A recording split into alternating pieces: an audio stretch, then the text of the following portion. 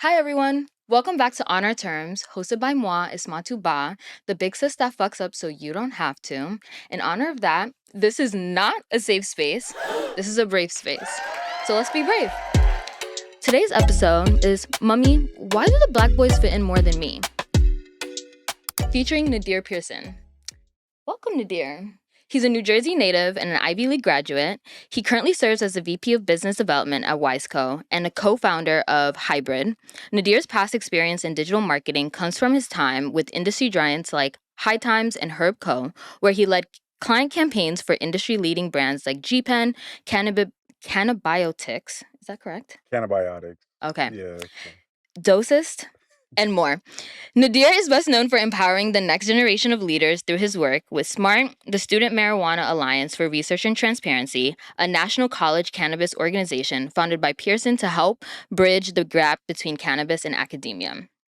So, most importantly, obviously that's an impressive resume, but main reason why I have you here today because we actually went to high school together. And I also, throughout the years, just reflecting through the little DMs we've had back and forth, I realized we have really different takes and perspectives of what transpired while going to boarding school. And so I thought it would be a great platform to kind of bring you in and to kind of have a healthy discussion of what those experiences were. I think one, it would be, it's been a healing journey since I left boarding school, reflecting on my experience. And I realized, like I said, as I talk to my male counterparts, they have such a different take of what's happened. And so, welcome. Yeah, I mean, to your point, those are very important years in our lives, especially growing up. It's like some of the first time you get to be independent on your own. And to your point, we didn't just go to high school together, we went to boarding school together. So that's a different realm entirely. And I always say that I went to boarding school for high school to really illustrate to people like the different experience. And obviously everybody always thinks it's like Zoe 101, and it's really far from that. It's Really not. it's closer to Harry Potter, in my opinion, than Zoe 101. So, yeah, to your point as well, like I've been very interested to hear other people's perspectives on what they went through, how they experienced it. And certainly, as we talk today, like some of it is how you impact people, during those times and as we're growing up. And it's something that people say to you when you're younger, but you don't realize in terms of the things that you do to people now, they'll remember forever. Yeah, Or for how do sure. you make people feel is something that folks remember forever. So, big or small, you'd be surprised, like, all the different encounters that people internalize over the years. And to your point, I've definitely been interested to hear more from my peers on, like, like you said, What what they happened? went through. Yeah, Yeah. yeah, yeah. Well, before we get into boarding school, every time I say that I'm a black girl that went to boarding school, everyone's like, "What the fuck? Like, Hmm. how did you end up there?" So how did you end up there? Like, how did you end up at like what was your journey? People always kind of think like when you go to boarding school, it's because you were like bad. Like that is Right. the stereo. I didn't know. Also didn't realize that was a stereotype until after I graduated, and I was like, that was not the case for me at all. Yeah, I think I think about this too. My first ideas about boarding school were also Zoe 101, but also the game Bully on PlayStation 2, which is like everybody that was a What is fiend for that? PlayStation knows that game, but it's basically a boarding school where people you were bad. And it was like Oh. Grand Theft Auto, but PG-13 Grand Theft Auto. And you were at the boarding school like beating up the jocks or beating up the preps. And the kid that went there, he, his stepdad dropped him off with his mom, and they screaming at him when they drop him off, like, "Go over there, you need to learn something." So, I think those are the ideas and stereotypes around boarding schools that we're seeing in the world before anything. And I mean, I got into boarding school because I went to NJ Seeds, which was a program in New Jersey, very similar, I guess, to To Prep for prep, Prep. yeah. Yeah, exactly. It's not something that I heard about growing up. But they came and did a presentation at our school in the auditorium. And I think, I always question, like, why did I end up going through that program? I'm literally in seventh grade and I'm basically asking for more work. by going to this program? Yeah. You know, like what? That was like me. Yeah. That was like prep was my mom made me nominate myself, and then Mhm. she was like, "This is gonna be great. Like you're gonna go to boarding school, and it's gonna be amazing." And I was like, "Yeah, like I'm gonna get." I wanted independence so bad, Right. um, and boarding school was painted in like this like amazing like this is where like education is like it's Mm, this beautiful place like there's 9 students to a class like I thought it was a utopia for education and I really liked to learn as a kid like I was like super into education right. um and I watched Zoe 101, so a huge part of my yeah, no, I'm not gonna lie, The like influence is crazy. yes, I was like, oh my god, I'm gonna be zipping around. We're gonna be like in each other's rooms, like no rules, awesome. Like I can't wait. Mhm. And then you get there, and that's not what happened. Yeah. Was that Yeah. sad for you? Um, I think, I mean, NJCs, we went to boarding schools for your 7th grade summer. Mm. So you do like a 3-week program. They test, all the students out to see who could actually be at boarding school academically and socially and without their parents, Gotcha. because Wait, but you were also an athlete as well, right? yes. So did you like? So did you get into for athletics or like like both or like for academic? Nah, it was primarily for academics. Yeah. For me, I was maybe 4'11", 120 pounds, going into high school. So as much as I was good on my Pop Warner team, I wasn't something that folks were recruiting at a high level, going Yeah. into high school. So that's definitely what pushed my decision because after going through C's 7th and 8th grade year, prepping for, SSATs, and doing all that extra schooling, I ultimately got accepted into a bunch of boarding schools where they were paying a lot more versus going to, private Catholic school in the area, which I was personally more excited about because I'm like, hey, listen, I'm still going to a better school than the local public school, and I get to go play some of the best football in the country, in terms of New Jersey's Catholic schools. So I was like, I want to go to Don Bosco. And my mom's like, listen, I didn't get enough, aid in terms of going to Catholic schools. Yeah. So they're like, well, you already went through this whole program. They got you into these schools. You only got to pay X, Y, Z. You should You're give it going. you should go for a year. That was kind of the agreement that I made with my Oh, mother. It was gotcha. like, go So for it a wasn't like a year. forced thing. Like it was more so like a I mean, it's not forced, but it was, it's because like, for me it was like that was the only option. It was like you uh, are doing this. This is what you're doing. This is the plan. This is where we're going. nah, my mom didn't even know about this stuff. I mean, even when I was going through the NJC's program, like, the concept of a boarding school was a little bit far away because I had already been used to living in Georgia over the summers with my grandparents.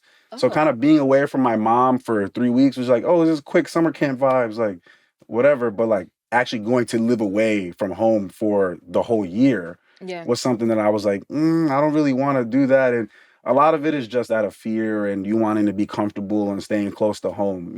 So I'm glad that my mother just encourage me to still go into the world and see new things, but also say, hey, like your safety net is gonna be here if you need it, yeah. but go and see if you like it. And then I loved it and I never wanted to go back home. Do you think your parents understood like what type of environment that they were dropping you off in? Like, do you think like they were just like, was your mom like, oh, like I mean, obviously, like I feel like my parents understood, oh, this is gonna be great for you Hmm. academically, but I don't think they realized like how much it was gonna be like a culture shock or how different it was gonna be from our neighborhood. But also, I don't think my parents understood race dynamics or Hmm. any of that. Yeah. And so when they came back, when like I came back from boarding school like pretty angry and they were just like really Mm. confused as to like what happened. So do you think your parents understood kind of what environment they were sending their kid into? Or they were just like, "Hmm, No, definitely not. It was just like you said, knowing that there's a better education there, there's more opportunity. I mean, I think already, from where I'm from in New Jersey and Clifton, like it's definitely one of the most diverse places in the country, and New Jersey has that, a lot. So I've already was used to being around white people to a certain capacity, and also being in, talented and gifted classes growing up. I had a little bit of that kind of like I need to do better mindset. Um, and I think that just kind of propelled us into what was going on at boarding school. And I think my mom just did a great job of making me somebody who, didn't fall into just like doing drugs because my friends were doing it or, doing stupid pranks at school just because my friends were doing it.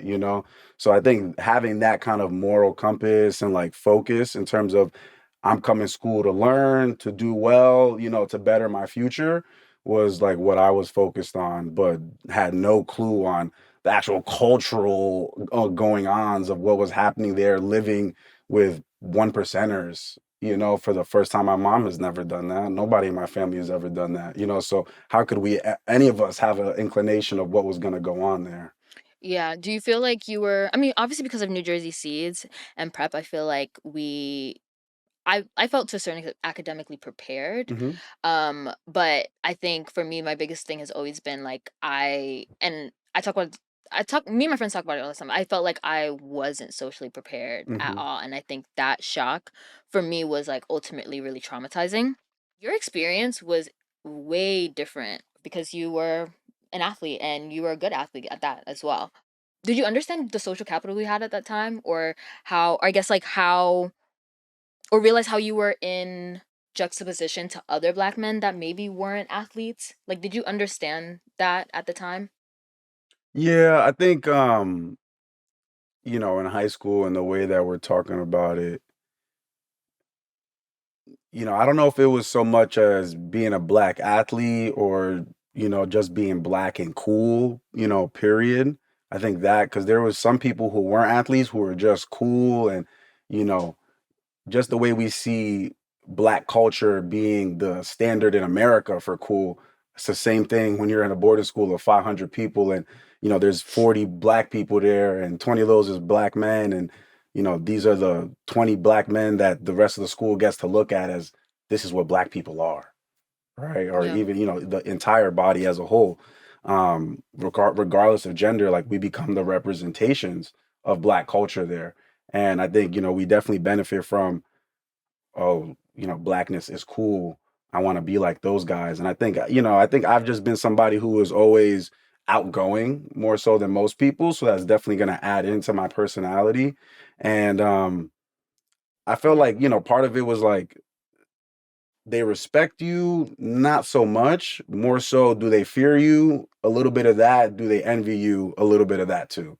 You know, where it's more like, oh, we don't want to say nothing to the black guys because they might do something violent to us, right? Mm. So I think there's a layer of that when you talk about like dynamics amongst men, right? Because we're more like we will get into fights in the dorms.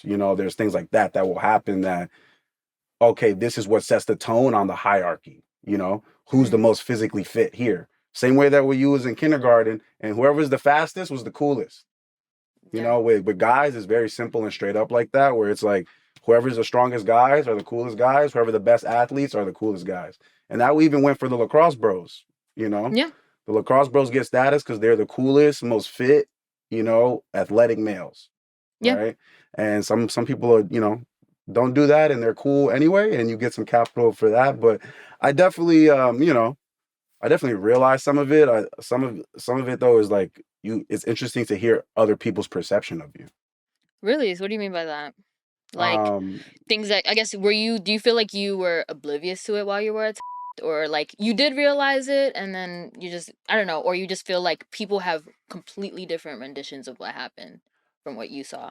no, I think it's more like there's 50% of it that maybe about yourself that you can see happening in the world as you interact with people. Yeah. You see how they treat you, you get it, they see me as this. And then there's another 50% or whatever it is that other people are saying behind your back, right? Yeah. And you don't never really get to hear it until it's somebody that is in those circles that was like, yo, I heard somebody say this about you. Yeah. That person who said that about you will never say it to you directly, Yeah. right? Like there's a lot of things that will never be said to you directly and it's all hearsay, Yeah. right? And then you have to wonder, is that just how that one person feels about me or is that how a bunch of people feel about me? And then you got to decide if you want to spend time worrying about what other people say about you. Yeah, and I feel like in high school it's just hard because obviously, yes, there were how people treated me. And obviously, yes, then there were what people said around, but because you were in such an insulated community and like everyone's talking to everyone and everyone's weirdly connected, and also you're kind of like trapped on this campus, I felt like I was constantly in my head and navigating Mhm. interactions and politics and how people viewed me or what even like what teachers thought about me, because the teachers were a huge part of it. Like the faculty was a huge part of it. Once I learned that like faculty would sit in a room every like school term, like and every like semester, and like talk about every student in the community, that like for some reason like ticked me off and made me go crazy, because I was like, what the fuck could they be saying about me? Because teachers would change the way that they would speak to me in certain spaces. Everyone was constantly walking on eggshells around me. And I just don't know if it was like a black woman thing specifically. And when I speak to other black women, they're like, yes, like I felt like I was going insane the entire time. I felt like people were watching my every move. Like I felt like I was fighting for my life the entire time. But that's not usually like black men are like, I don't know what you're talking about. And so I guess I want to know, like, do you feel like you felt that to a certain extent, or like you were just like, like, or you just didn't care, or you just chose to not give a fuck? I think I was also somebody who was relatively annoying. So I talked a lot. I would talk up to seniors. They'd be like, "Who the fuck is this freshman guy? Why is he Yeah. here hanging out with us?" Because I'm hanging out with the older kids from the football team. Yeah. So a lot of that was like, I knew I wasn't gonna be welcomed in every space, and I wasn't gonna let that ruin my time. You know, Yeah. because I knew they wasn't gonna do shit about it, right? Besides talk shit about me. And so that was Yeah. kind of how I got over some of that stuff. But I know not everybody, more folks are concerned about like fitting in how they fit in. And I was more like, you're Did you gonna ever love care? me or you're gonna hate me. But did you ever care about fitting in? Like when you first entered, were you like, "Oh, I'm gonna fit in," or "I'm gonna assimilate," or were you always like a "fuck everybody," like I don't give a fuck? I'm just, you're gonna love me or you're gonna hate me type of guy, And I just kind of got over that. I was like, Yeah. I'm gonna try to make sure my friendships with my friends are solid and like I don't annoy them too much. But other than that, like, Everybody I'm else here is. to have a good time. Yeah. So my perception of you when we were at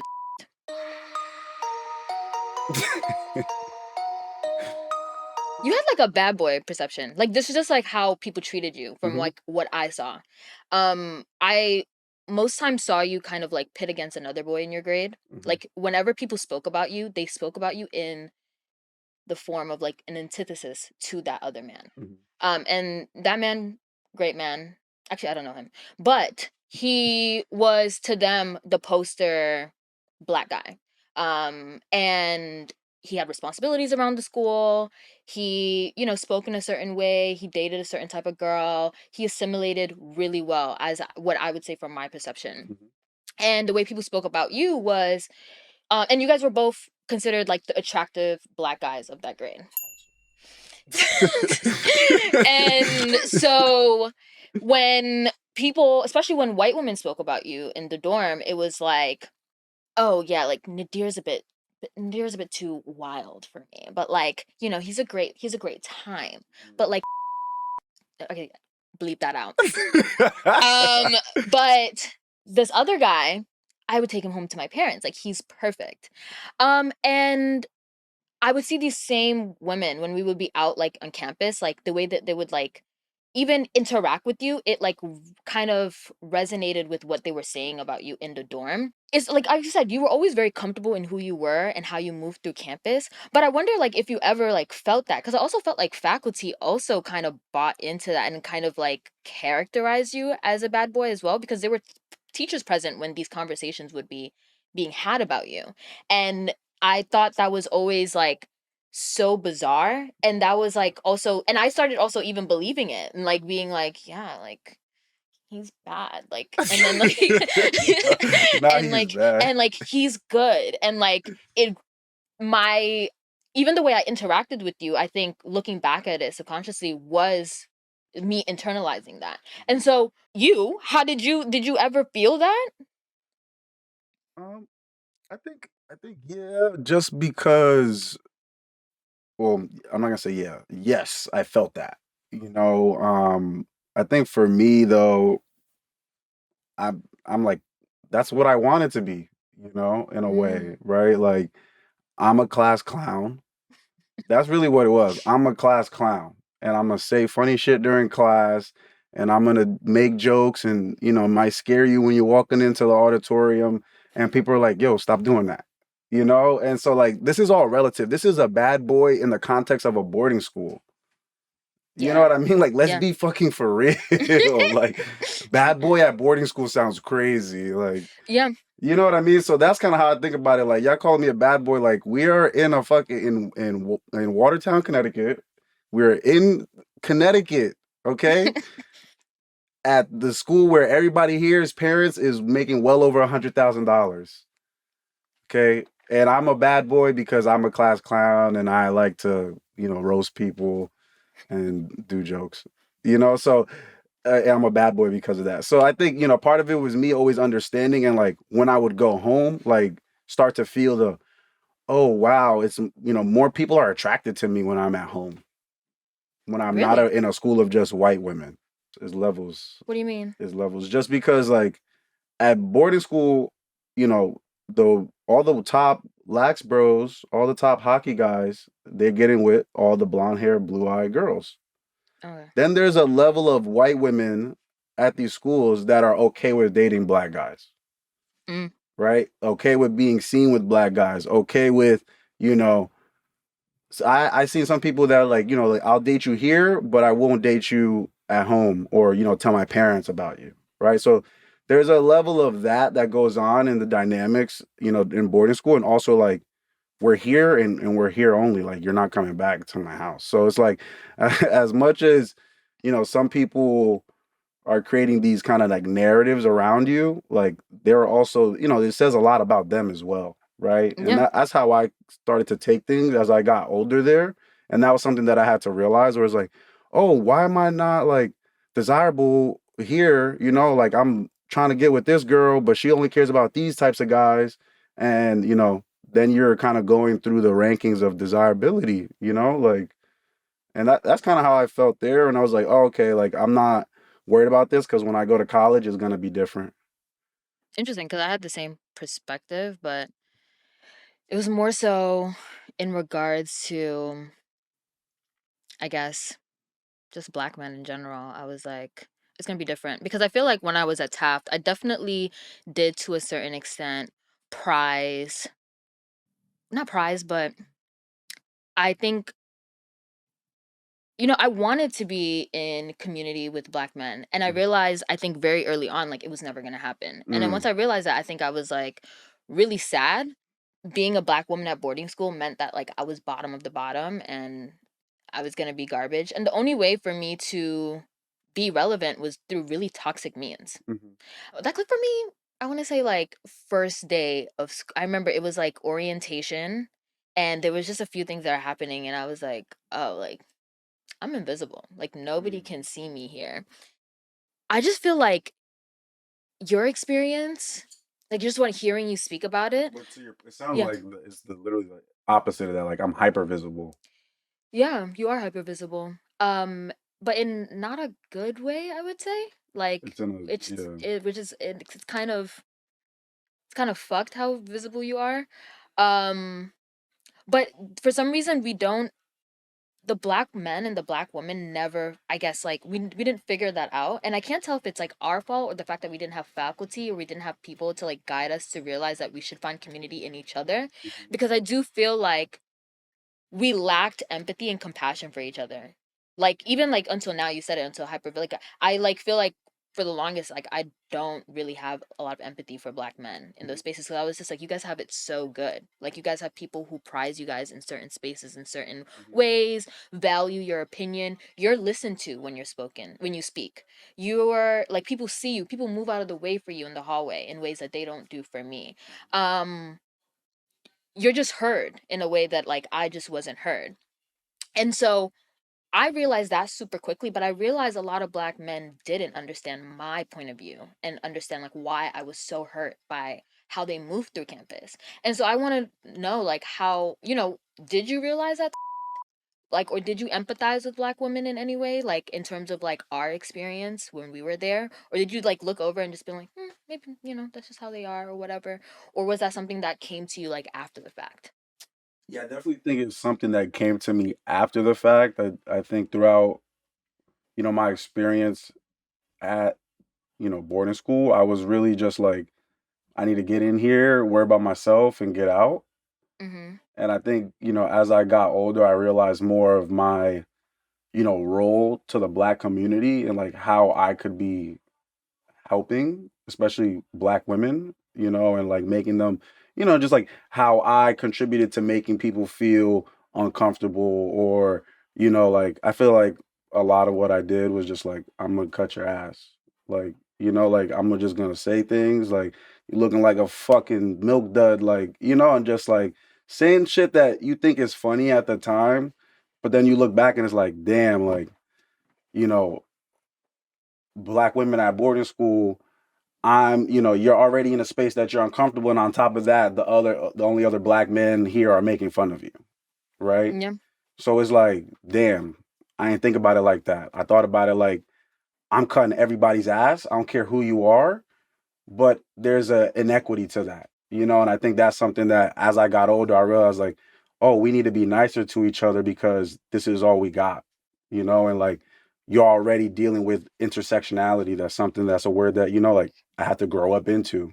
And just again, like I think just again, realize like my role and how I can support other people, even if it wasn't going out and doing a protest, Yeah. where like that starts in your everyday interactions with people, and Yeah. um, yeah, I think in high school you underestimate, like I said earlier, the impact that you have on people, Mhm. like just through everyday interactions and how you go about your day. And sometimes we just think that, okay, I didn't do nothing physically to you. Like, what do you want from me? But it's like everything else, the Yeah. how you allow people to speak in a room. Do you open the door for people? Like, there's a lot of little things that could be done to make people feel more welcomed in a space that, um, yeah, I guess I didn't feel like was my responsibility back then. I thought it was just my job to be a Black man that's doing his job. I guess for me, one thing that we have a mutual that I'm really close to. And I think for the longest, people were always like really confused as to why I was like really close to this person. And it was because like he was actually the only Black man in your entire friend group or in that entire school that actually saw me. Like, I kind of get emotional even speaking about it. But I think my biggest issue with I think Black men specifically at boarding school was like it wasn't like you don't need to be extra nice to anybody. But for me, what was the most frustrating was the fact that you guys didn't even see Black women at times, which was incredibly, I think, heartbreaking. And when I first came to boarding school, I was like super excited. I came from a Black school. I was always a new girl because I came from like I switched schools every year. And so for me it was like, oh, for me it was always like, oh, I'm about to be like the new girl again, and like everyone's super excited. Like everyone was always super excited to meet me because I'm a very extroverted person. I always like meeting people. And so being in entering a new community and then seeing like, oh, and then like I remember I went to revisit day and people just, it seemed like I was like invisible for the first time, and that was like so like that was crazy for me. When I met our mutual friend, he was like the first person to just chop it up with me, and I remember being like shocked because I was like, oh, like you actually do like we are seen here.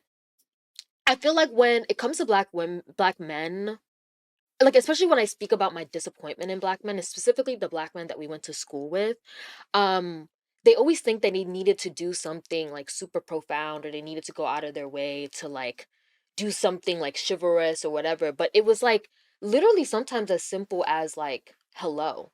Like there were times that we would walk past, you know, fellow just Black people, and like we were just like invisible and nobody like saw us or heard us. Or we would be in class, and like obviously like we stood our ground on what we believed in, and like we would have like the one other Black man in the class like countering us with the other white peers. And I guess like you probably don't remember this, but the first time I met you was my revisit day. And I remember entering and I was like super excited, and I was like, oh, thank God, like finally there's a Black person here. And you didn't pay attention to me. You like were just like in your own world, like, and I was like, oh, well, this is, and that was like shocking in itself. Um, but looking back at it, like I don't think you realize, like you said, Dick, you were in your own lane and focused on your own thing. But like I always wonder if you guys realize like how small it actually was, like the act of like being in community, and is it like because we were in these white spaces, did we not realize that it was important, or it was just devalued, or like the Black community was devalued, and do you think that was part of it? Because it always shocks me, it was like, why didn't we ever find like comfort or community within each other, um even years after it, because it was like just so sad to look back at just how fragmented our community is, because like truly is like I feel like the 50 Black kids, no, that's a lot, that's like the 20, 30 Black kids that were there, like we kind of did grow up together, we did see each other through those like difficult times. And so yeah, that was kind of a monologue, but I just like I wonder like if you knew how small like your impact could have been.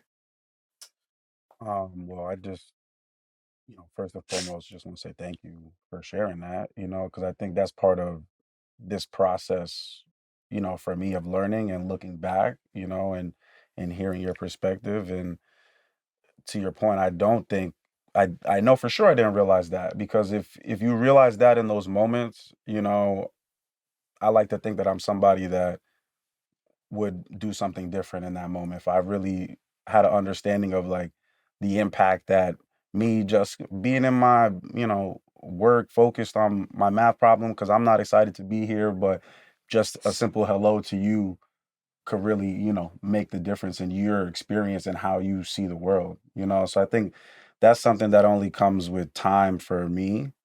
And I definitely have had situations where, whether it was you, other folks, other Black women that I've had conversations with, throughout the years later, and being like, oh, okay, I see where I came short, And so um, I think, yeah, like I just try to think about like what can I do better going forward, of course. And, what closure can you bring to somebody, right? Like to be able to express those feelings. Because I know not that's a big thing about leaving high school, is that you don't always get a chance to really hash that out with people. Yeah. And I just try to make sure that I'm not defensive, because I know that's truly like how you felt at the time, and it shaped a lot of what you went through going forward, and even potentially how our relationship didn't or did develop. Because I do feel like there's like a level of like, at least for a lot of Black women, there's a lot of I left with like a lot of mistrust in like Hmm. Black men. So when I went to college, I was kind of like, I don't really want anything to do with you guys. Like I have like maybe one straight Black man friend now, but like after Taft, I feel like I definitely stopped looking for that or searching for that. And a lot of Black women shared that experience. They were like, yeah, like I'm not looking to be friends with the cis hetero Black man. Like what is that? What do I get out of that? Hmm. Um but it feels like you kind of went to college and was like, oh yeah, and like I feel like you've grown a lot, like in terms of like your friendships with Black women. I don't know how, like I said, I don't know what your relations with Black women look like friendship wise at in high school.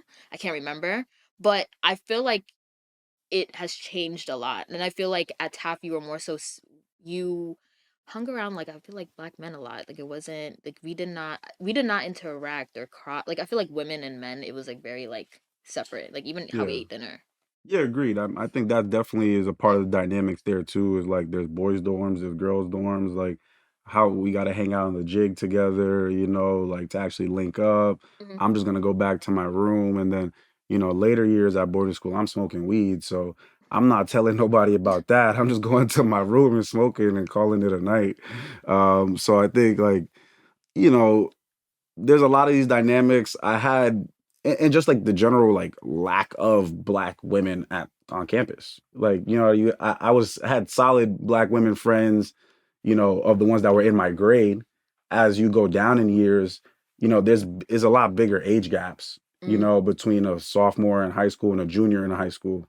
That, maturity level. So I think part of it too is like I'm not trying to hang out with young Yeah, kids. Like, true. you know what I mean? Like I've been hanging with seniors since freshman. So, but nonetheless, like I think I'm was raised pretty much Puerto Rican. Like I'm black. I go through the world as a black man. I know people see that in me first, but I think that's partly where I thought I was doing good enough by just being me.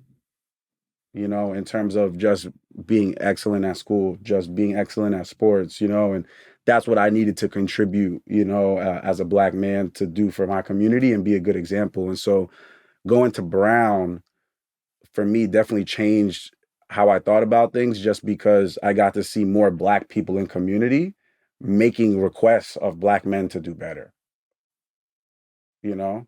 Yeah. Um, That's actually funny you say that because it was after you left I started the Black Women Affinity group. mhm.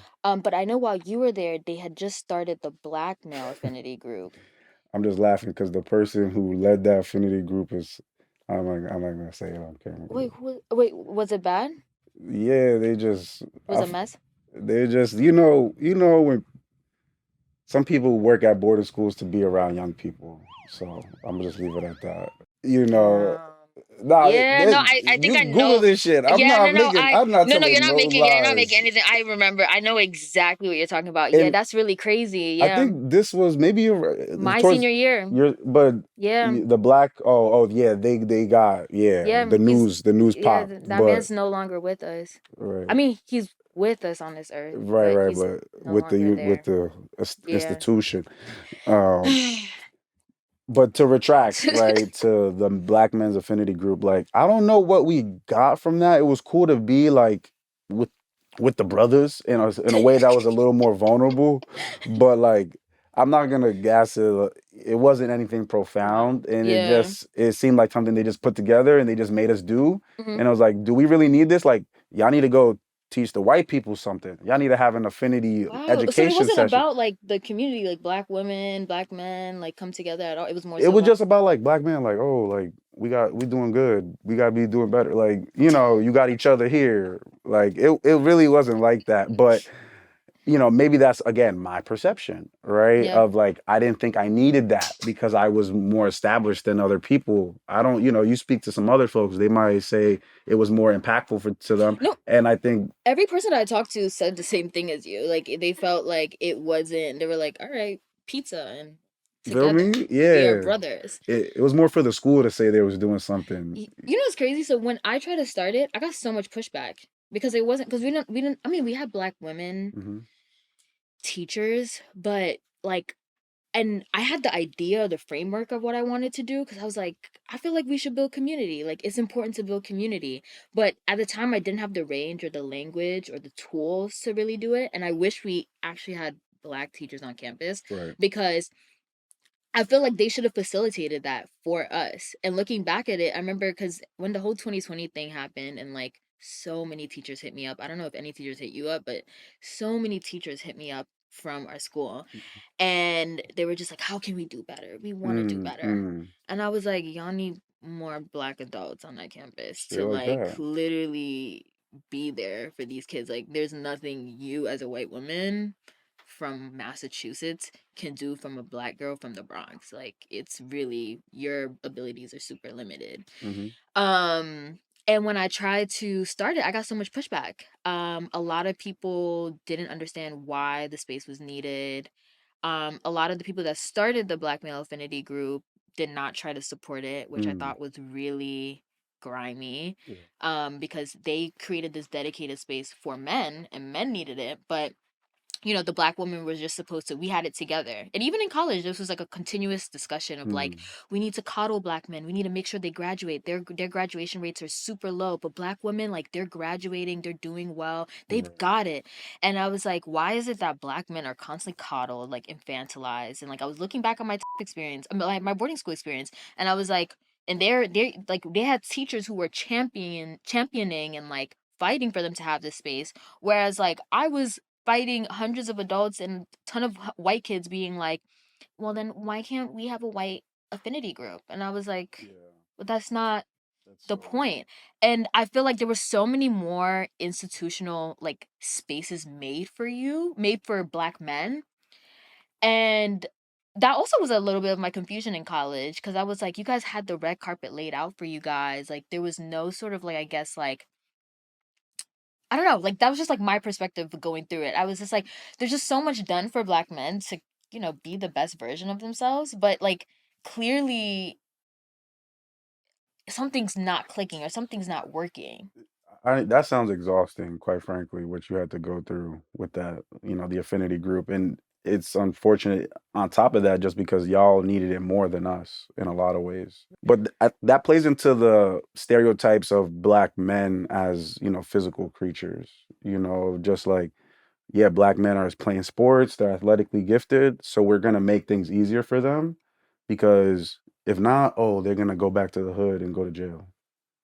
Right. So Mhm. like that plays into where you see that and in terms of like how you're being seen, right? You mentioned to me, oh, I mean, you weren't recruited for sports either. No. So it's like Black women are exceeding in the classroom because they have to, because by majority, there's going to be Black women athletes, but most of us are going to get into school on merit in another way. And I think with the fact that boys spend so much time playing sports, it takes us out of these other areas and creates this dynamic that we're seeing, where Yeah. y'all are super excelling and people think just because you're excelling means you're not going through shit. Right. Which Yeah. that doesn't, it just means that you're able to perform really highly while going through shit. So I see how that, is creating a system where Black men are getting resources and you know to an extent we need them because as you see we're just being catered to in a way that's not helping us develop into independent adults once Yeah. we leave these athletic paths. Yeah, it's so funny because me and Khalid were actually having this conversation. Actually, no, me, Khalid, and a good friend of mine from Brown, was having this conversation about do Black men, straight Black men, deserve spaces like for them to just be straight Black men and like be in community, like institutionalized Deserve is spaces. a crazy word. I think that skews the whole question. Well, then how would you say I should phrase? How should I phrase it then?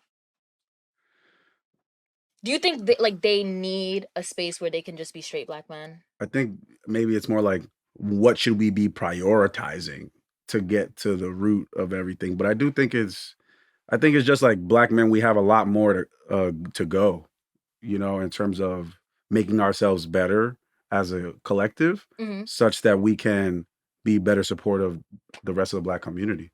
Because I think the reason why I asked that question is Like, if y'all want us to be better, we need to have some spaces to. because you guys did have that institutionalized straight Black male space at boarding school. Is it productive for you? Yeah, like is it productive of you to have these spaces minus queer Black people, minus women? Are you guys actually is it actually helping you guys in develop and getting to the root of the issue to better you guys as Black, like men in your community? Again, speaking about the collective, me me personally, I went to Brown, where the LGBTQ community is, more abundant than most places, and I obviously it's on a relative lens, but in general, that experience definitely, you're the more you're around different types of people, the more comfortable you will become. I guess the part of this though is, you know, what is the goal that people have for Black men, and is that the goal that Black men have for themselves, right? And I think sometimes like our community, whether it be Black women or Black LGBTQ folks, want a certain thing out of Black men that or cis het men that they maybe don't want for themselves, you know? And And what do you think that is? just like a level of like acceptability and tolerance, and then as you see, like there's more conservative views that are coming out of the Black community these days as politics are starting to change in this country. And I think that's a response to some of that. For me, I think it's important that there's a balance of both, right? Because you want to create situations that you're quote unquote uncomfortable such that you can grow, right? Those are the ways that we grow the most usually, Mm-hmm. as when we're put outside of our comfort zone. So to me, I think there definitely needs to be communities and spaces for Black cis men to be with each other, because a lot of times that's the only people they respect, right? Like, or they respect what they have to say, or if they, want are looking for leadership, that's who they're going to go to, people that look like them. But I don't think, to your point, being siloed off and only being around, people that are like you is going to help you grow. Definitely, I resonate with everything you're saying about like having Black men who are role models and, there being a lack thereof. But I guess I've always kind of struggled with the idea that, which I think you agree with me for the most part, that like Black men should force themselves or should be in community with Black women and, queer Black people in order to really like, I don't know, just develop or learn or grow or like, be able to empathize with these communities. Because I feel like if you don't, if you're not in community with them, and every time I see Black men that exclusively only hang out with straight Black men and they don't have any Black women friends, like, that already is a red flag to me. Because I'm like, you know the chances of you being able to empathize with me or empathize with my perspective, oh, it's like very slim. Hence why I always like whenever I get into this debate of whether or not straight Black men deserve their own spaces, I always say no. I think there's a lack of empathy amongst just straight Black men that I've seen growing up.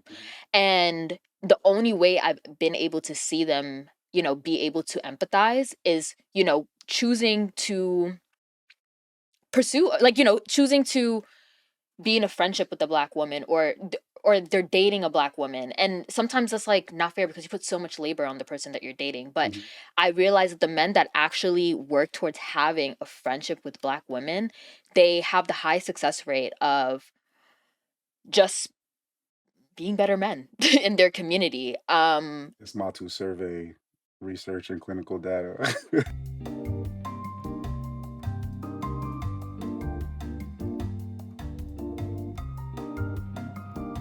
No, that's just my perspective of what I've seen. How do you think since boarding school your relationship with Black women has grown or changed?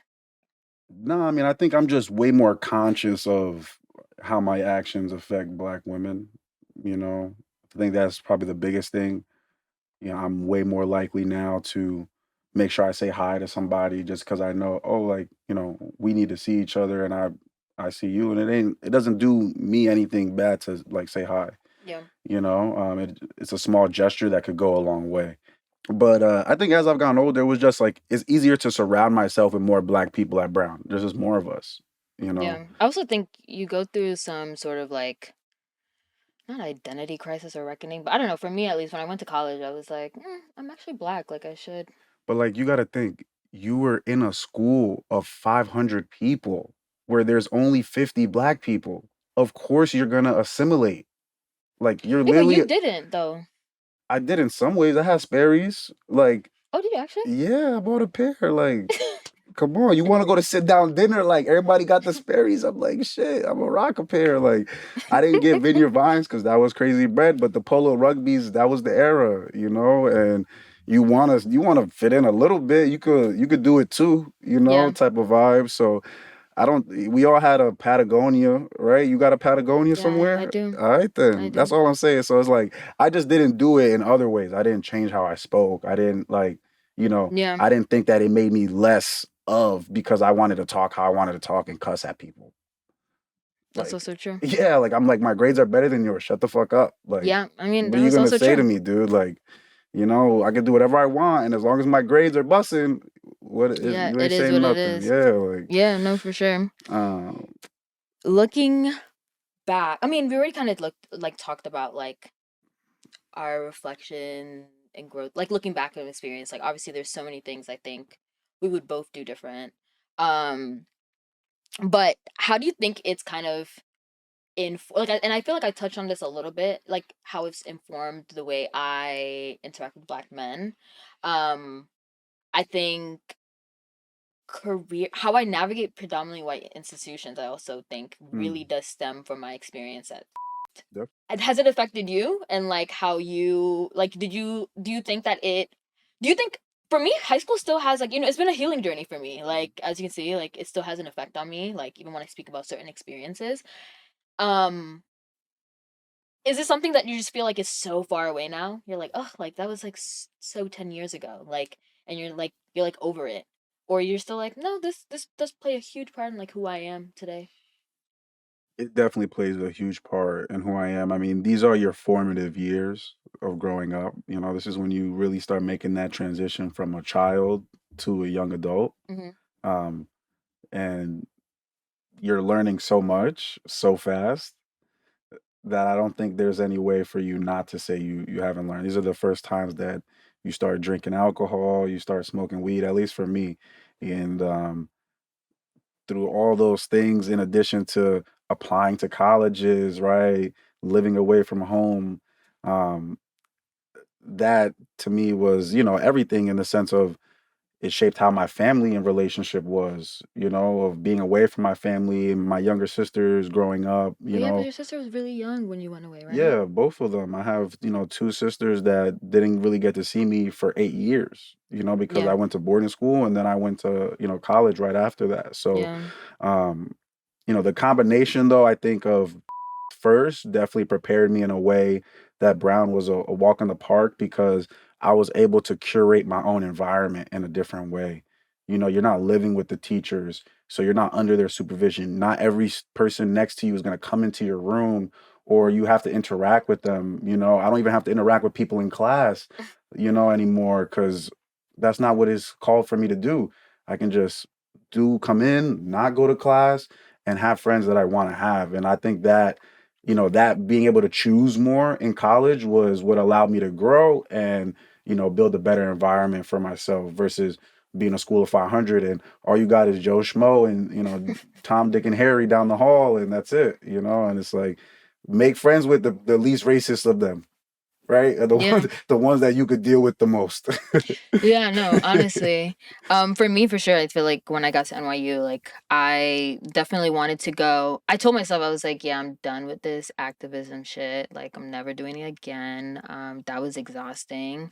And I actually stand on that. Like I don't really care. Like it was more so of like a self-preservation type of thing because I was Mhm, like I actually almost just died. I almost died doing this. I'm not going to come to college and like repeat the same thing and be mhm, just as miserable as I was. And there was and like despite that I was still seeking like black spaces, like I was still definitely. seeking like black community, but I was seeking it more so I think from black women and like the black LGBTQ community. Like it was not like it was very vehemently like not black men, Mhm, and I think that was obviously like due to trauma, and I think informs a lot of like the community that I keep around me now, because of just how I went through college. I guess in terms of like how I navigate corporate America, I do feel like to a certain corporate's different than really, institution. Yes. I think the mind games that I play with white people is the same mind games I was playing when I was 14. Definitely there's some crossover there. I just think it's different because one of them is coming in and paying you, I mean, oh and the yeah, other one you're paying them. And that's always how things are going to be different in America, right? yeah, Who's doing the paying? yeah. That's why by the time I got to Brown, I was like, I'm actually paying y'all for real. So just leave me alone, and if I get the grades, we're good. Taking all these pass fail anyway. So it's like, dude. I do think there is something strategic about keeping us apart. I do think there is a reason why it wasn't top of mind for a lot of faculty that these black kids need a space for themselves. I do think there is a recognized strength in us, being unified or whatever. And I think we did try to do it to a certain extent with UCT and it Mm-hmm. just didn't work Mm-hmm. at all. But I also do recognize like as someone, as you said, like you were focused on, getting your grades and doing what you have to do. And like community isn't something that's like, that's not important to you at the time. It's about getting into the best college. Like these are also really competitive schools where like the whole focus is to get into the best college and to do your sports, do academics, do sports, whatever to the best of your ability. And I think when I speak to a lot of my as I've grown older, I've also kind of realized that, like, I don't know, just the failings of the institution altogether, and not to like absolve us of all of our, we all had our moments or what we could have done better, but I do feel like we were set up to fail from the get-go. Like when I look at my year, and like I don't talk to any Black person that's in our year at all. And then there's a plethora of reasons for that, but I just feel like we were set up to fail from the get-go, just because there was just not, like I said, a proper foundation there for us. And so like that for me informs a lot of like how I go out of my way to form relationships with people today, and what I prioritize and why community is actually so important to me is because there was just such a lack thereof, and I pin it for like a lot of the bad experiences that I had. I don't know. I just always wish I just feel like we really missed out on that, and we won't really get that back. You know, nobody's gonna care about us like us, right? Yeah. You mentioned, you know, white folks not understanding what Black students need is like the same reason that you can't console them properly, right? Or, you know, relate to them in the same way. So they're also failed from the start, right? Hmm. And it's one of those things that is a truly a labor of love to be in community sometimes, but it's important for us to start thinking of each other more as family, Hmm. right? It doesn't have, you know, obviously we in New York and people be bugging out and not everybody operates on the same type of time. So, you know, always be conscious of the people you're around, but for, you know, try to lead with love. You know, I think it's something that I've grown to appreciate and try to see every Black person as family and obviously every human, but, you know, in terms of I know for a fact that nobody is trying to do things for Black people Hmm. besides Black people in the way that we want and desire, you know, and that Yeah. we need. So I kind of just try to, that's why I realize how important it is for us to support each other at all these different phases in our lives and instill that in the next generation, because you get older, you realize like, oh yeah, nobody gives a damn about me. The only person that gives a damn about me probably is a person that looks like me. Yeah. You know, and it's unfortunate that the world is that way, and I'm happy to operate on a broader scale of positivity when the world shows me that that's how we are. Yeah. No, I feel you. I feel you. But I want to also kick it back to the conversation that we had on IG Live, Hmm. back in 2020, where you asked me, what can Black men do to make up for what they've done and create healing spaces? And, it's almost 4 years have passed since we had that conversation. And I wanted to return back to that and kind of put that question back on you. Have you realized anything in regards to this since our last combo? And that was a good response. Like that was a really good question. But I don't know, it's just always something every now and then like I'll think about. And I just always wanted to like, pose that question back to you and see Yeah, what you because said. the labor is on me to come up with the ideas, right? Because we're the Black men who need to Mm-hmm. do the things. So I totally get that.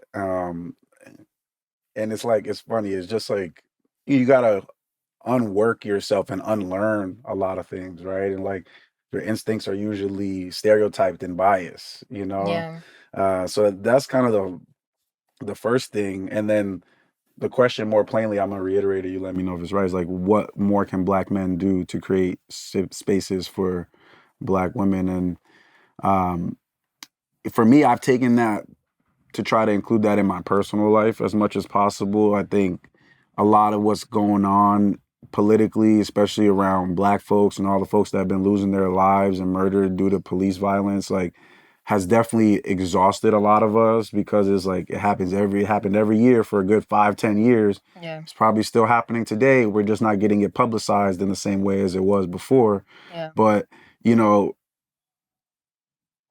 that's always been the challenge of like, I rather focus on the people in my life and how I can support them and show up for them in the way that I need to, instead of being like, oh, I want to go on social media and show everybody how good I am to Black women and, Yeah. be pandering. And, it's like, I want to start at home and be good to the Black women in my life. And how do I do that? How do I show up for them?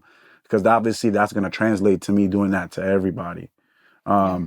So I think that's, what I've been trying to focus on first and foremost. And, you posing that, that question back to me as a reflection definitely, makes me think of like, ways that I can continue to support your podcast, your ventures, and other folks that I come across. So I think it's just about doing those little things when you have the opportunity to do them in those moments, and don't think everything is something is too small. Yeah. That's kind of how I like to start. I know a lot of us are busy with work and life and trying to juggle things, so I try to be tempered in what I ask of people.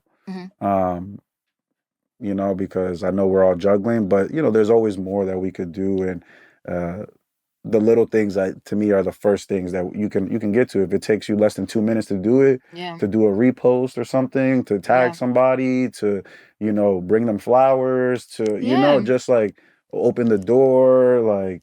It's so funny because I actually had one of our former classmates on like weeks ago, and one thing she didn't mention, she was like, Nadir always shows love. Like she always shows love. I was talking to Addis, and he like comes to my events and stuff like that. But yeah, like those are really That's what I'm trying to small do. ways We try to to spread the word. We trying to pass the good really word on. show up. I really do wish there was like more of that from our class, or like just from Black men in general. I've definitely I feel like I've watched your growth happen on social media, like the shift that's happened. Like obviously I was like very far away from it, and then we had the 2020 live. But yeah, I really respect it. Like I really do. I really do. It I think has also taught me a lot about just like people can change and people can grow. Like you're definitely not the same 15-year-old Nadir that I met in front of me, and also I'm not the same person that you met a few years ago. I've definitely grown and changed, and thanks to my brain growing, like that's what happens. There's so many people get older and they still on the same stupid shit. So I think for me, it's just like I saw how I got to see and hear and feel from other people, like how I've impacted them. And I wanted to lean towards more of the positive experiences, right? Like, and how do I do that? Some of it's just being quiet, shutting up and letting somebody else talk. Yeah, I guess, I mean, that is a lesson for a lot of Black men, and I feel like taking up less space. Because like I do think, like I said, like there are institutionalized spaces like made for you guys. This is a great episode. I want to thank you so much for coming on and having this conversation with me. I did not expect to cry. I don't know why I That did. was beautiful. But it was really, it means a lot to me that you actually came on here and had this conversation with me. I don't know, I'm just really thankful. I have the ability to kind of curate this space, curate this content to I don't know, have this discussion, and maybe, in us to do this for other people who may be feeling like this, or other Black men may like even see this and be like, hey, like maybe there are some conversations like I can have, or like go back, or I can think more critically about like maybe how I've impacted people. Thank you so much for joining us, guys. Remember to follow at Honor Terms Pod and me, your host, at UTomzy. And you can follow, you're not Ponyboy Pearson anymore. Nah, I retired that because I'm getting old. Yes, so your name is Nadir Pearson on At Nadir Pearson. Yes, he does a lot of cool work in the cannabis space, so make sure to check him out. And I'll see you guys next time. Bye.